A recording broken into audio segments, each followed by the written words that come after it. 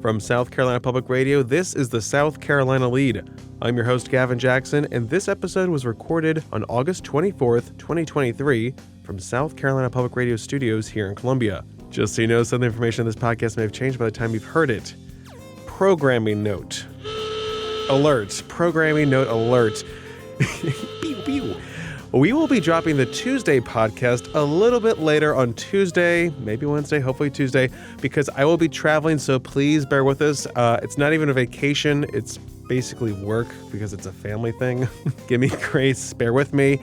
But with that in mind, folks, this is a big episode, so you can spread it out. You can keep it going until Tuesday just to keep your fix before the next pod drops. It's a big one. You know, like we say here, when it rains, it pours, and it comes to the news, it's the same thing. So just a heads up.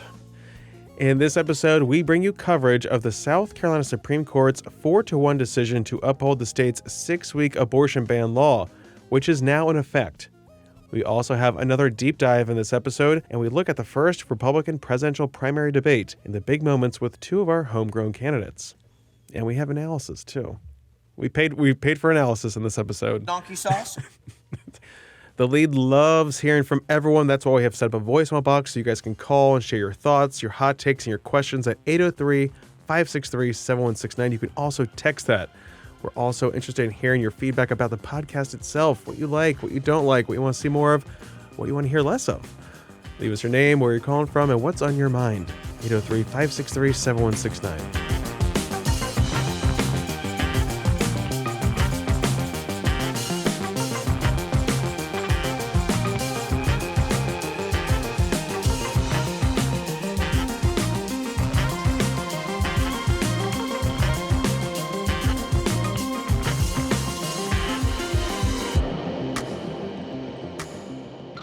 Okay, y'all know this has been a very busy news week, and we're taping on Thursday, and it's not even over yet. Now, this episode was supposed to just be debate only, folks. Okay, that's how I talked to the news gods. We had an arrangement. There was an understanding. That did not happen, okay? It became a very busy week because the South Carolina Supreme Court handed down its 4-1 decision to uphold the state's controversial abortion law that outlaws a medical procedure at around 6 weeks, which is when an electrical signal representing cardiac activity, not a heartbeat, since the heart is not formed yet, can be detected by ultrasound. This is also a time when many women don't even know if they're pregnant, and if they do know by, say, week 3 or 4, that might be too late to obtain the abortion pill from the state's 3 health clinics, because in some cases, there are waiting times up to 3 weeks.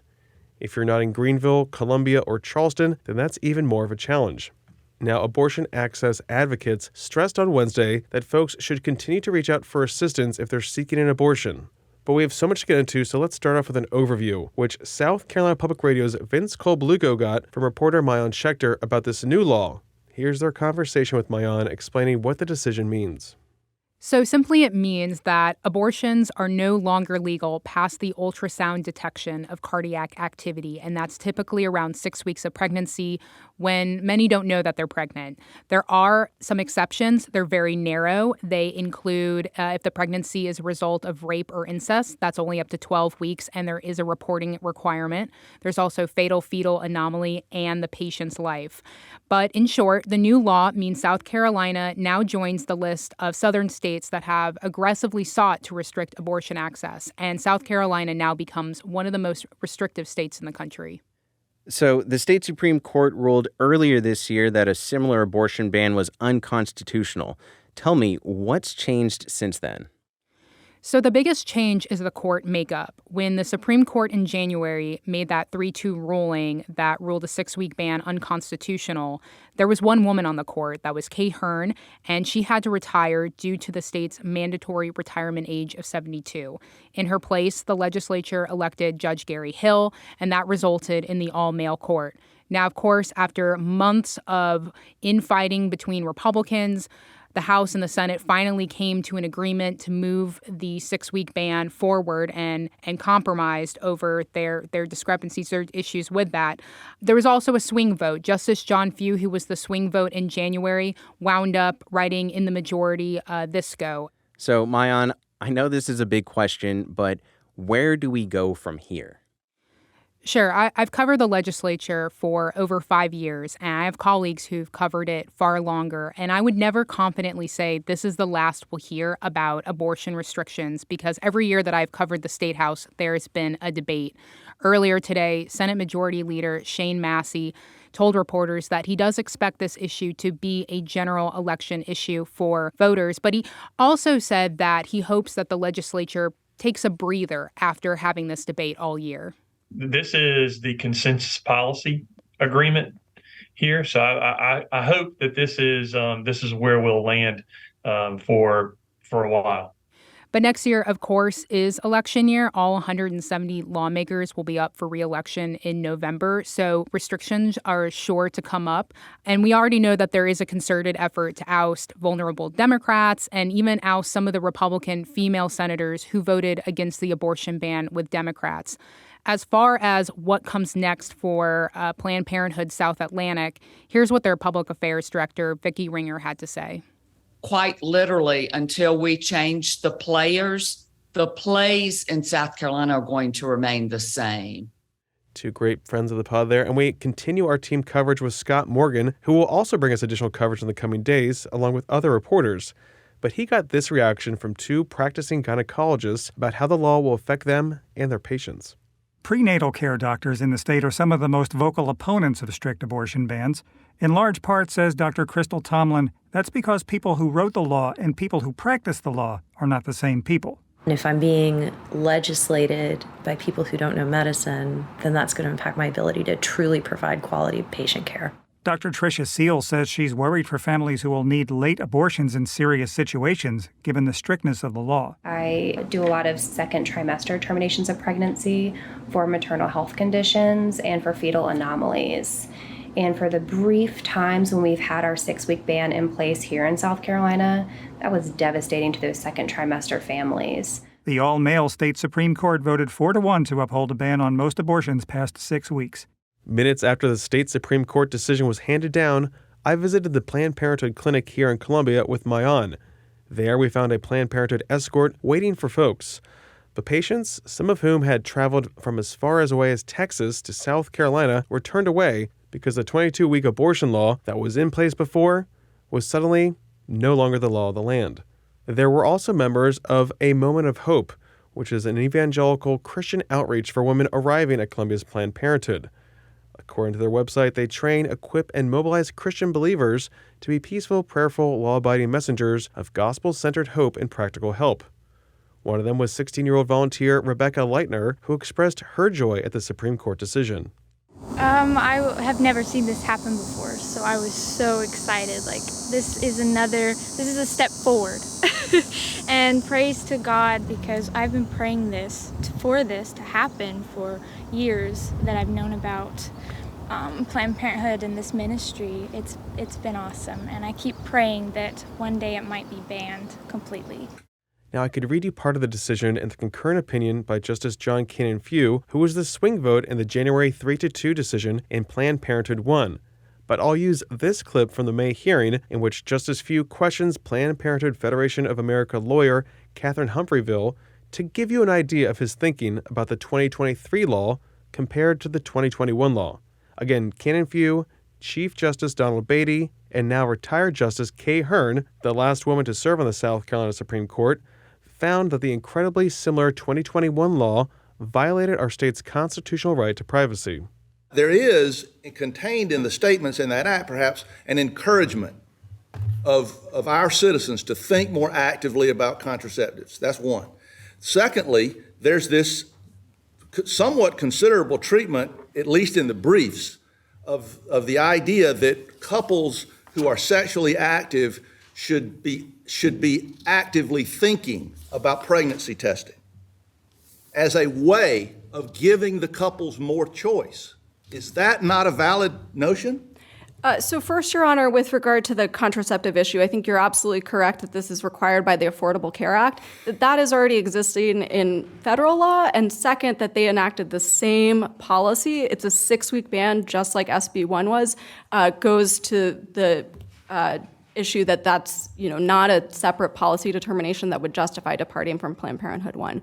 With regard to pregnancy testing, what the state is attempting to do here is shift the burden from it to not violate South Carolinians' right to privacy to the women of South Carolina to take a pregnancy test every day. As a practical matter, that is not what women are doing. People are not sitting around taking a pregnancy test every day. They have jobs, they have children, they have other determinations. They're not regularly tracking their menstrual cycles, and so that doesn't change anything. Beyond that, the statement of the sponsoring senators that the other side relies on, those don't go to show how pregnancy tests actually work. They claim that pregnancy tests are accurate before someone's missed period, but those tests are actually most effective after a missed period. Planned Parenthood held a conference call after the decision and a rally outside of the State House, where about 30 activists showed up, chanted slogans, and waved signs at cars passing by on Gervais Street. There, Annette Bethel was in mourning, and as such, she brought with her funeral food. For her, that's Popeye's fried chicken. No, it's no fufu salad for me out of my garden today, but Bethel is the president of the state chapter of the National Organization for Women, and she said the decision by the state Supreme Court and the law passed by the Republican-controlled legislature will lead to greater infant and maternal mortality rates, which are already high in the state. But this was her reaction to the news that day. I can't say what I really want to say, but a bunch of men that are older, that can't procreate, are telling us of childbearing age that we need to procreate. There's something wrong with that.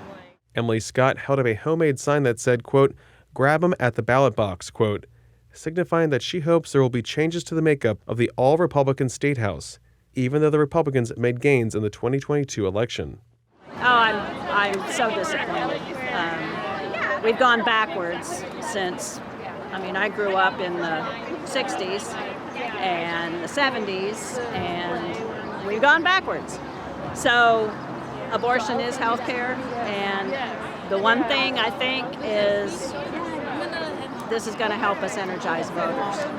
Now, we'll continue to cover this issue in the coming days, weeks, months, and years. And please call in if you guys want to give your input, if you want to share a story, something we should cover. Let us know, 803-563-7169.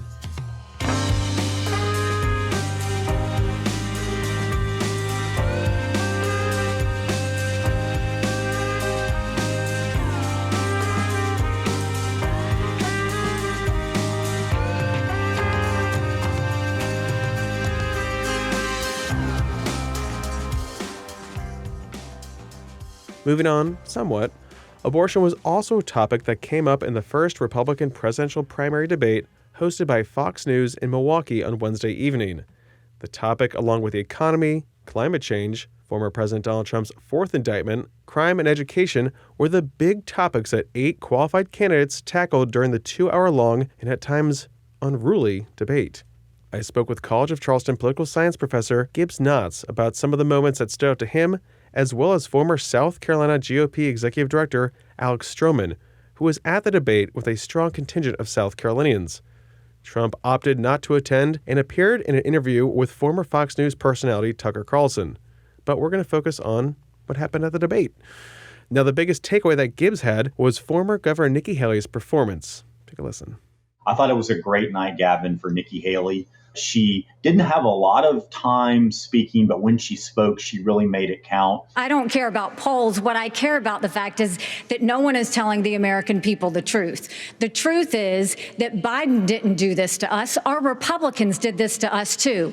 When they passed that $2.2 trillion COVID stimulus bill, they left us with 90 million people on Medicaid, 42 million people on food stamps. No one has told you how to fix it. I'll tell you how to fix it. They need to stop the spending. They need to stop the borrowing. They need to eliminate the earmarks that the Republicans brought back in.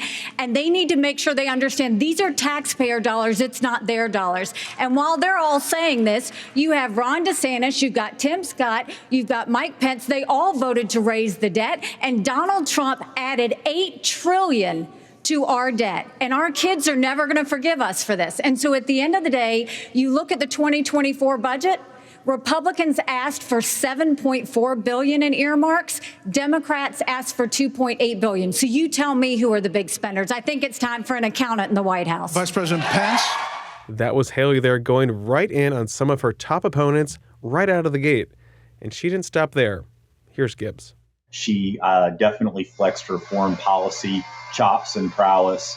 As ambassador to the UN, she spoke with a lot of authority about the importance of supporting Ukraine. She talked about issues related to China. I mean, she really went after Ramaswamy and sort of, I think, highlighted some of his inexperience. I thought it was a great night for Nikki Haley, somebody who's looking fairly good in some South Carolina polls, but really still low single digits nationally and not really doing all that great in Iowa and New Hampshire either. So she needed a big night, and I think she had a pretty good night last night.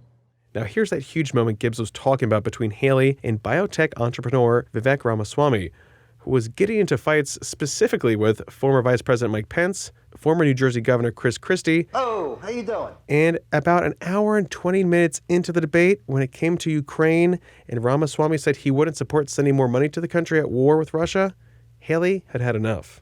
I would not. And I think that this is disastrous, that we are protecting against an invasion across somebody else's border when we should use those same military resources to prevent across the invasion of our own southern border here in the United States of America. We are driving Russia further into China's hands. The Russia-China alliance is the single greatest threat we face. A win for Russia is a win for China. We have to know that. Ukraine is the first line of defense for us. And the problem that Vivek doesn't understand is he wants to hand Ukraine to Russia. He wants to let China eat Taiwan. He wants to go and stop funding Israel. You don't do that to friends. What you do instead is you have the backs of your friends. Ukraine is the front line of defense. Putin has said once Russia takes Ukraine, Poland and the Baltics are next. That's a world war. We're trying to prevent war. Look at what Putin did today. He killed Prigozhin. When I was at the UN, the Russian ambassador suddenly died. This guy is a murderer, and you are choosing a murderer over a pro-American country. First of all, Mr. Ramaswamy, you have 30 seconds. Mr. DeSantis, Nikki, I wish you well in your future career on the boards of Lockheed and Raytheon. I'm not on the boards of Lockheed and Raytheon. And Boeing came off of it, but you've been pushing this lie. You've been pushing this lie all week, Nikki. You want to go and defund Israel? You want to okay, let me address that. I'm glad you brought that up. I'm going to address each of those right now. This is the false lies of a professional politician. There you have it. Your watch, so the reality is, America less safe. You have no foreign policy experience, and it shows. And you know what? The foreign policy experience that you. If you're wondering who Nikki Haley is or how she operates, well, you saw it on full display Wednesday night. She's been waiting years for that debate moment, and she landed all of her punches. But here's what former SCGOP Executive Director Alex Stroman thought. So I think if I'm Nikki Haley, I'm extremely pleased with my performance. Nikki Haley, granted things can play differently in the room. I was in the room. Sometimes they play a little bit different on TV, but for all accounts, Nikki Haley did an incredible job last night. I think that one of the best things about debating is knowing when to strike. And I think a couple of candidates, sometimes, and I think like Vivek Ramaswamy, I think really tried too hard at times. Sometimes you have to let a moment come to you. And Nikki Haley really, I think, let that moment come to her, and when it did, she shined. Keeping with Haley, the question starts to become, however, was her message too geared for general election voters compared to those hardcore primary voters that pick the nominee who goes on to the general election? Here's how Gibbs describes the situation. I think Nikki Haley is a really, really good general election candidate. Obviously she's pro-life, but she talks, I think, about abortion in a way that she still could win some swing states in some of those key suburban areas that are so important when you go out and try to win swing states. I thought, but again, is that going to alienate Republican primary voters, especially in Iowa and South Carolina, where amongst that particular group, it's pretty hard line on abortion. And so I just think, I think that's the challenge for her is part of her case is that she's a strong general election candidate, but if she can't win the nomination, then she can't win the general election. So she's in a little bit of a bind. Take, for example, her response on talk about a federal 15-week abortion ban and her consensus approach versus Mike Pence's response. When it comes to a federal ban, let's be honest with the American people and say it will take 60 Senate votes. It will take a majority of the House. So in order to do that, let's find consensus. Can't we all agree that we should ban late-term abortions? Can't we all agree that we should encourage adoptions? Can't we all agree that doctors and nurses who don't believe in abortion shouldn't have to perform them? Can't we all agree that contraception should be available? And can't we all agree that we are not going to put a woman in jail or give her the death penalty if she gets an abortion? And I've been a champion for life in the Congress, a champion for life as governor and as vice president. And to be honest with you, Nikki, you're my friend, but consensus is the opposite of leadership. When the Supreme Court returned this question to the American people, they didn't just send it to the states only. It's not a states only issue. It's a moral issue. Where it should be. But when you're talking about a federal ban, be honest with the American people. We haven't had 45 pro-life senators in over 100 years. So no Republican president can ban abortions any more than a Democrat president could ban all those state laws. Don't make women feel like they have to decide on this issue when you know we don't have 60 Senate votes in the House. 70% of the American people support legislation to ban abortion of the after Senate a baby does is capable not. of experiencing pain. And yes, Senator Tim Scott was also in the House in Milwaukee, though he didn't tangle like Haley did. Here's him responding to Fox's Brett Baier after things went off the rails, following a question about whether climate change was caused by human activity, and Ramaswamy saying folks on stage were bought and paid for by special interests. Are you bought and paid for? Absolutely. Are you bought and paid for? I'm sorry? Are you bought and paid Absolutely not. I mean, here's what the American people deserve is a debate about the issues that affect their lives. Going back and forth being childish is not helpful to the American people to decide on the next leader of our country. Number one, wait a second. Number two, as a kid who grew up in a single-parent household mired in poverty, I wondered, was the American dream real for kids who were devastated by poverty, devastated by the challenges of life? I came to the conclusion that America can do for anyone what she's done for me. Stroman said he wasn't too thrilled by Scott's performance. I think that Tim Scott is somebody who is a proven leader, a strong conservative, and just an all-around really great guy. And you're not going to change that. And Tim Scott, and something needs to be said about somebody who's not going to hit other people just for the sake of hitting them. I mean, Tim Scott knows who he is. He's true to his faith. He's true to himself. But I do think there is a little bit of an issue when it comes to the party wants a fighter right now. I think that Tim Scott is a fighter, but he's not angry about it. And I've said this before. Tim Scott is a conservative. He's not angry about it. And he's somebody who has the ability to really win a general election, but I'm not sure that Republican voters don't want someone who's not angry. And I think that speaks much more about the Republican base than it does Tim Scott. But let's go back to that climate change question, which turned into a bit of a free-for-all after Florida Governor Ron DeSantis launched in on it unprompted after they were asked to raise their hands if they believed that climate change was man-made. And Ramaswamy was booed for calling climate change a hoax. But Haley found, again, another opening to dunk on her opponents. Hey, Governor Haley, would you like to respond? Are you bought and paid for? What I would like to say is the fact that I think this is exactly why Margaret Thatcher said, if you want something said, ask a man. If you want something done, ask a woman.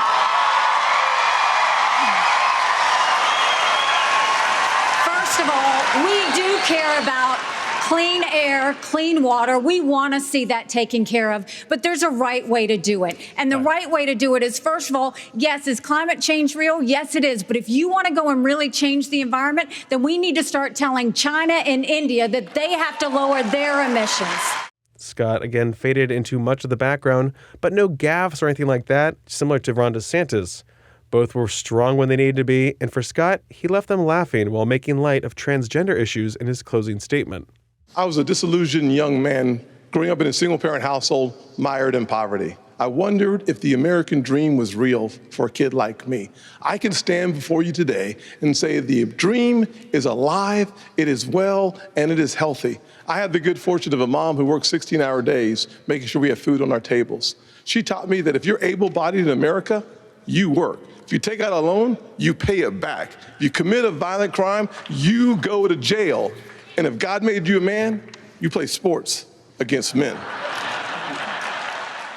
Gibbs had this takeaway on Senator Scott's performance from the debate and a bit of a recap. Yeah, definitely reaching out to evangelical voters. I mean, he talked about his faith a lot. And that's, I think Tim Scott's play is to do better than expected in Iowa. That's a state where the evangelical vote is extremely important. And then, use that as a springboard to South Carolina. I don't see him as quite as strong in New Hampshire, kind of given some past history and the fact that so many independents vote in New Hampshire. But I think he was, again, okay, but didn't necessarily kind of get the headlines, or he's not being shown a lot on sort of the clips on the news the next day in the way that Nikki Haley is, Ramaswamy, and Mike Pence. I think those three, maybe throw in Chris Christie. I think Chris Christie would have been more effective had Donald Trump been there, but I thought Christie had some moments as well.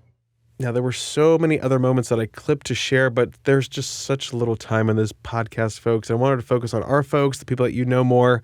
If you want to hear more about the debate, I'm sure you're being bombarded by it on cable news or other podcasts, which I encourage you to listen to, such as Politico and The Daily. They had some good recaps there, folks. But I'm not Maggie Haberman, okay? I love you. But I also wanted to note that there were not only 2 South Carolinians on that stage, but we also saw video clips of Congressman Ralph Norman, Nancy Mace, as well as Senator Lindsey Graham. So South Carolina folks, we're a big deal. I didn't see any North Dakotans on that stage besides Doug Burgum. Also, several candidates were back on the airwaves Thursday morning. Haley was on CBS This Morning, ABC's Good Morning America, Fox News, and Bloomberg. That's just Haley making the rounds. The bounce is real, and that makes up for some airtime on stage. And Scott, he was on Fox News as well. But let's really quickly look at some quantifiables, right? Data. JL Partners conducted an online poll with 504 registered Republicans who watched the debate. 28% of respondents said that Vivek Ramaswamy had the best night, narrowly beating out DeSantis at 27%. Former Vice President Mike Pence came in third at 13%, followed by Senator Tim Scott with 8% and Nikki Haley at 7%. These results come with a margin of error of 4.4%. Now, over on the betting website PredictIt, we saw candidates' odds fluctuate as a result of their performances. And as of Thursday afternoon, Trump gained 3 points to 61 cents. Ramaswamy up 2 points to 20 cents. DeSantis dropped by 3 points to 13 cents. And Haley held steady at 6. And Scott was up a penny to 5 cents. So if you're betting, go place your bets, folks. Let us know who you betted for. 803-563-7169. Lee does not endorse betting.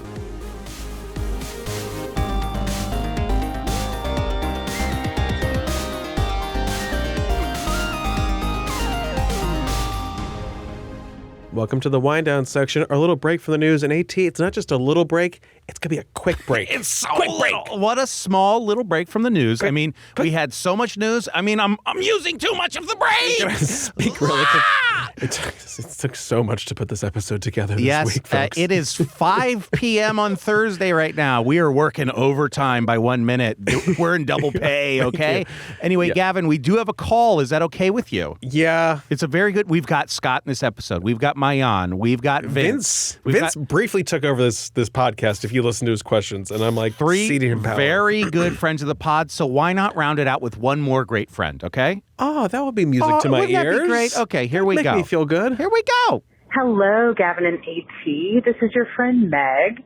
I am calling from somewhere on Interstate 26, which, if you are a longtime listener of the pod, you know this is Gavin's and my home away from home during campaign season. I am on my way to see a candidate who is stumping here in our lovely state. And I was just catching up on the pod, so I thought I would give you guys a call. I miss you both. It's been too long, so we need to get together. Gavin, I will look for you on a press riser near me at some point in the future. I also wanted to give you guys a little info just about the whole timing of birthdays, which was recently discussed. My daughter, Adair, just turned 12, and she is one of those with a summer birthday, and so she had elaborate plans for this big pool party with her friends from school, and she is very popular. She has lots of friends, very much unlike me. I have a handful of my ride or dies. You know who you are. But everyone was out of town because it's summer, and it was at first something she was really upset about. But then when her besties actually showed up, there were about 5 of them, she said to me later, you know what, Mom, summer birthdays are okay because I really just got to hang with the people I really love and not just all the people I invited because I felt like I should. So, there's a little bright spot, I guess, for the summer birthdays. One more quick thing, my birthday, which as we all know is celebrated for at least a month, the whole month of May, is May 18th, which is the day on which I graduated both high school and then college. So for those 2 birthdays, my 18th and 22nd, literally no one wished me happy birthday because it was all, oh, congratulations, happy graduation. Oh, P.S., yeah, maybe it's your birthday. We don't even care because, yay, let's celebrate everyone. So I graciously shared my birthday with my graduating classes in high school and in college. I was able to graduate grad school on a different day, thank goodness, so I could have my birthday that year all to myself. But I just wanted to share that with you guys because birthdays are important. And Gavin, I know, unfortunately, you have to share yours every single year, but that just gives all of us who love you all the more reason to celebrate you every day. Hugs and kisses. Bye. Meg, what a breath of fresh air to hear from our such a friend for the pod. Such good friends' voices in this pod. Meg, thank you for calling. And I'm glad you got this call in before yesterday because I'm sure your yesterday was total garbage. She was having a long day, and that was after she went and saw Robert Kennedy up there in the upstate. RFK. And I hate that I missed that trip, Meg. I just didn't get the press advisory, so I didn't go. But I want to also say, in addition to her having to share those birthdays, she shares her birthday with my eldest brother, Nicholas. Oh, yes. May 18th. So, sorry, Meg, it's a lot to deal with there when we're talking about sharing. I love that she let out those repressed birthday memories. That's what we're here for. Let it out, sister. Just it's a safe space. Dump it in the hopper. It's always open for everything that you're holding inside. Let it out in the hopper. And maybe we'll get Nick to call in because I know he listens, which I think is funny. We were talking about this the other day. And I mostly find it amusing because this podcast from my father was given to me, not him. Yes. So it's not his. I don't see him hosting any podcasts. I'm a Nepo baby. You're the Nepo baby of the family. That's good for you. Well, I think we've probably already gone over. Yeah. If anyone watched the debate and you have some hot takes, please give call us a in. Shout. We really want to know. If you got hot takes on abortion, please call in. We want to know. So much stuff happened this week. So much stuff. You got to weigh in on it. You have a duty. You are duty bound. DOODY bound to call in, okay? Yeah. Bringing it back to Dave Matthews Band. So please call in. We love you. Have a good weekend. Wish Gavin good travels. And sorry you have to spend so much time with your family. It is a curse. Anyway. No, I'm looking forward to it. That's why I'm not going to be able to see Meg on a press riser anytime soon, especially on Monday, August 28th with Haley and Scott DeSantis coming through the state. But we'll have full coverage Tuesday's pod, so be looking for that. But I love hearing from folks just like Meg. So give us a shout, 803-563-7169. You might just end up on the pod. You probably will. Also, leave us a review on Apple Podcasts. We love that too. And you can stay up to date with the latest news on SCTV.org and SouthCarolinaPublicRadio.org. And don't forget to support your local newspapers. For the South Carolina lead, I'm Gavin Jackson. Be well, South Carolina. And I don't know the legality of that scenario. You know what I mean? Tax loopholes. I know. You know me. You know my residence is technically at sea. Oh, you rascal! I've done it quite a few times.